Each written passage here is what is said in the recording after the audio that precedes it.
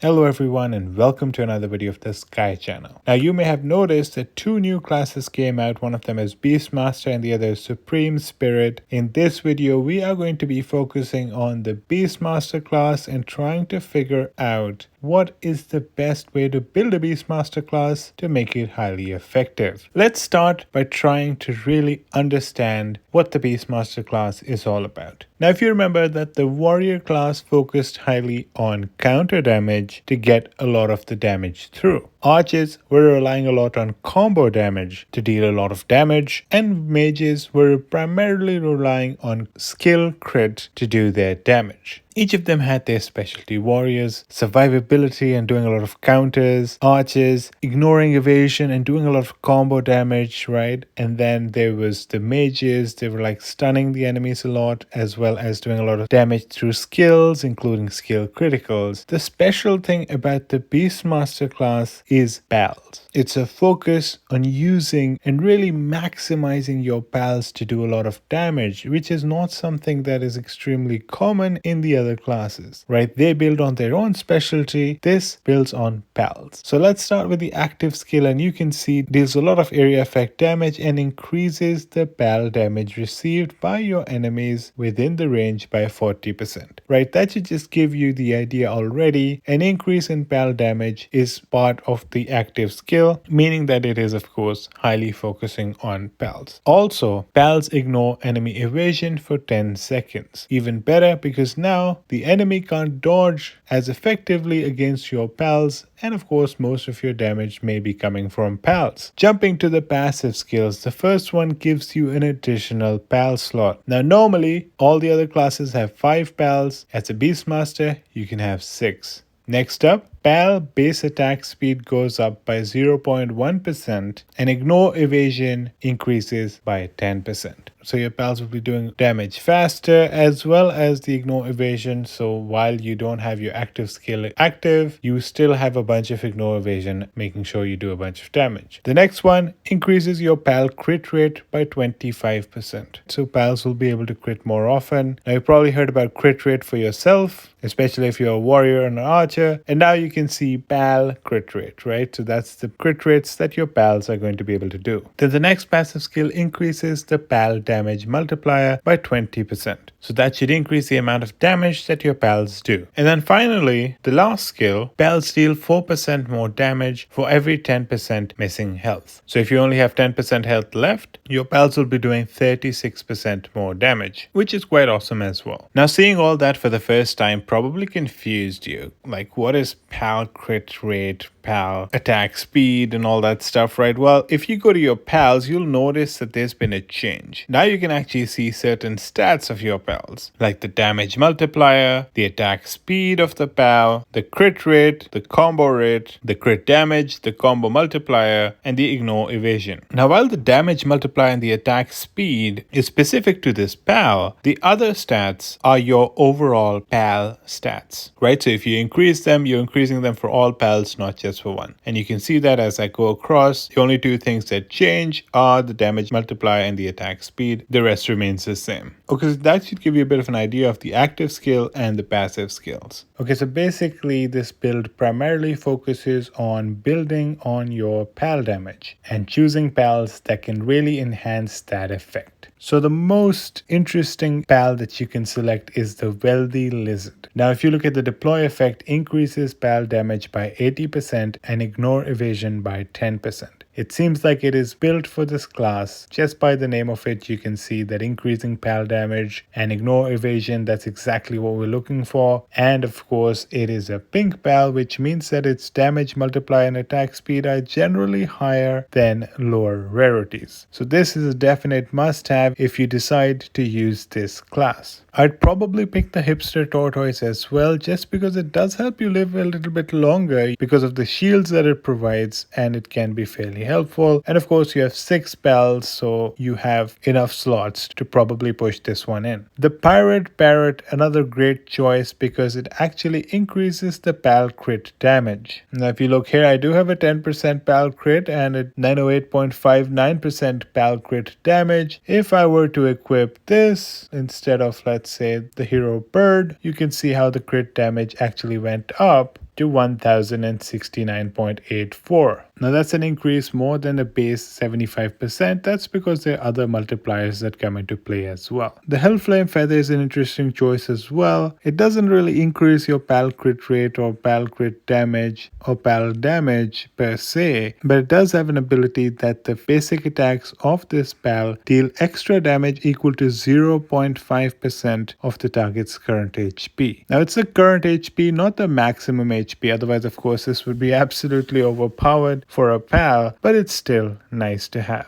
Next, let's go to the relics, and one of the relics that you probably should have is this one, which gives you PAL crit rate plus 5%. Of course, we're focusing on PALs and want to increase their damage, so increasing the PAL crit rate is definitely an important thing to get. When it comes to the second relic, I'd probably go with the Dragonweave Circlet. Basic attacks of your turtle and lizards will have a 20% chance to deal damage equal to 0.5% of their own maximum health. This of course can be fairly effective, so it's definitely a good thing to use. Now I'm not really going through every single detail because there is a lot of flexibility that you have to choose how you want to build the rest of your build. You could decide to have certain skills, and of course you'd want to use the associated relics for those skills depending on how you shape your build. I'm focusing primarily on certain things that really stand out as if they're designed specifically for this class, and I give the justification on why I think that. Now when it comes to your ring, you can probably check that your ring gives you an equipped skill, and in my case I'm getting an increase in PAL's basic attack crit damage by 15% and ignore evasion by 12%, so this is definitely good to have. If you do not have it, try to invest in getting it. You can actually get a bunch of them in the Cloud Ascension trials by selecting these rewards. Next up, the souls. You do of course want to level up your souls, for example the ones that give health, attack and defense, because attack is probably still an important factor when determining how much damage your pals do. Other than that, I can definitely see a lot of value in prioritizing the Guardian Star Pink Soul, which gives PAL crit rate and PAL crit damage, and especially the excellent companion Pink Soul, which gives counter damage and PAL damage. Definitely two that you should really look out for and try to get because they are focusing on PALs, and that's exactly what you're looking for. Now when it comes to mounts, you guys are in luck because the Hot Wheels actually has an extra mount skill that boosts the PAL attack speed by 2% up to 40% at 1 star. So without really spending any money, you can get certain benefits that can help your PALs do more damage. But if you're into spending money, I'd say that the Blue Ox is a very good investment, because if you look at the passive effect, you get a 25% extra PAL crit damage, which is a nice to have. But also the Ox has the extra amount skill of increasing damage rest by 10% and shortening the duration of control effects by 30%.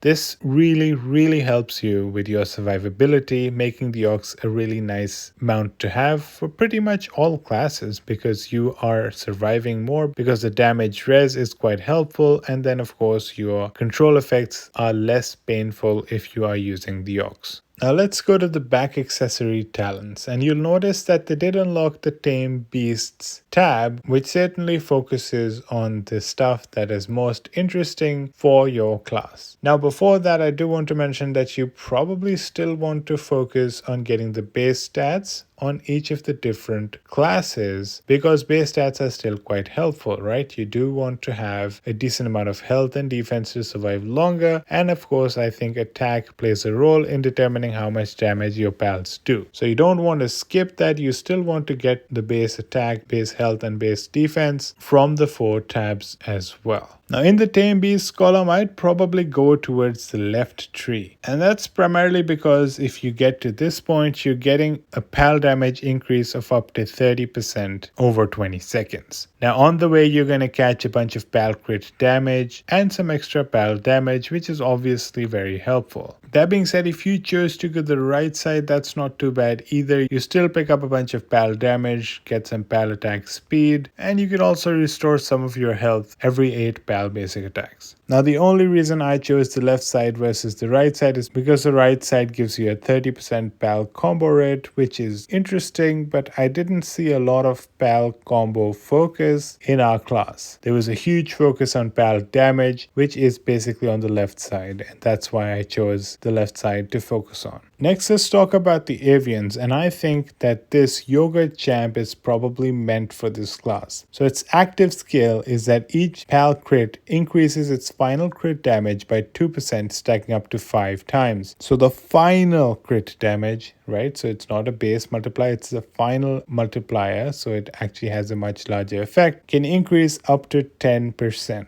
And then if you scroll down, each pal combo increases its final combo damage by 2%, stacking up to 5 times as well. So first one was crits, this one is combos, and you can actually increase your combo damage by 10% as well, which is amazing to have as well. So crit and combo, it's pretty much helping us with both of them. In addition to that, this Avian has really nice secondary attributes. If you look here, global combo and pal crit damage, counter and pal crit damage, skill crit damage and pal crit damage. And over here, pal crits have a 25% chance to deal extra damage equal to 0.5% of the target's current HP. As you can see, each of those rarest attributes have something to do with pal crit damage, which is of course a good to have. In addition, the golden secondary attribute, loss of control, increasing your pal crit damage by 25%, another thing you should be aiming for. Now the purple ones, the bottom 3 are really good, decreasing your skill crit damage by a bit, but look at the huge increase in your pal crit damage. Same with the next one, decreasing the counter, but look at the amazing increase in pal crit damage. Third one, decreasing your global combo, but again, a major increase in your pal crit damage. So a lot of the secondary attributes of this Avian have to do with pal crit damage, and since you're focusing a lot on your pals, I think this is a very good one to invest in, allowing you to get a bunch of those secondary attributes that can help your build. And of course, the purple ones are always the ones that give the maximum boost of that single attribute at the cost of reducing some other attribute that may not be as important for you. When it comes to your gear, I'd probably be trying to get Eternal gear that has both pal combo and pal crit rate. The reason is because you want to increase your pal damage, and of course these are two ways that you can increase your pal damage by allowing your pals the opportunity to either do combos or crits. So you probably want to have all of your equips have both of these abilities so your pals can do more damage. When it comes to your fruit bonuses, there's no doubt that you want to maximize on your pal damage. Try to get all 5 pal damages because you want your pals to be extremely overpowered and do a ton of damage to the enemies. And if we go to the artifact enhancements, there are ways for you to get pal damage both as a primary stat, as you can see over here. In artifact number 4, you can get pal damage as a primary stat, and it is also available as a secondary stat, which you can get pretty much everywhere as long as you're lucky enough. So try to get a lot of pal damage using the artifact enhancements because it can add up to a lot of pal damage and help you quite a lot. Of course, there's a lot of luck involved, so you may need to keep on trying and trying until you get a really good one and then try to enhance it and hopefully get more pal damage in the secondary stats and hopefully get it to pink because that's where you get the maximum bonus for that stat. Finally, you also want to make sure that you get the set bonuses that give you global pal damage plus 10%, right? Global pal damage is very helpful because it takes effect after the other multipliers have already taken effect. So make sure that when you are choosing your artifacts, they are the ones that correlate with this set bonus, the global pal damage, and try to get 4 of them with that set bonus. The other 2 you can mix and match and decide which one works best for you, but of course you want to get the global pal damage of plus 10% as it can be fairly helpful. Alright, and I think I should mention that you can save a lot of money in the Legend of Mushroom if you decide to switch to Aptoide. Aptoide is an alternative app store that is giving amazing discounts to people that are using their app store and making purchases in the Legend of Mushroom. The steps are pretty simple and I've put them out in a video where I go through it in a lot of detail on how you can avail the bonuses. We're talking about 10 to 35% bonuses on in-game purchases anytime you purchase a pack. Using that, you can save a bunch of money and actually be able to purchase a lot more from the same amount of money. If you're interested, do check out our video that I'm linking in the description. Our current promo code is SkyMush, but promo codes do change often, so make sure that you regularly check to see if the promo code is active. Do also check our community section in our YouTube channel, which should be one of the tabs that will be visible when you visit our YouTube channel, and try to find the latest promo code, especially if the old one is about to expire. So the SkyMush promo code remains valid until the end of September. Closer to that date, I should be providing you with another promo code or informing you that you just need to put in the SkyMush promo code again for a certain amount of time. Alright, and that covers the video. I hope it was helpful for you. Essentially, the whole class is focusing on pals doing a lot of damage. So we built our class in a way that maximizes on the stuff that the class is already good at, so you can deal much more damage to the enemy and perhaps win a lot of battles. Thank you so much for watching. If you liked the video, please like it, please subscribe to our channel, and I hope to see you in the next one.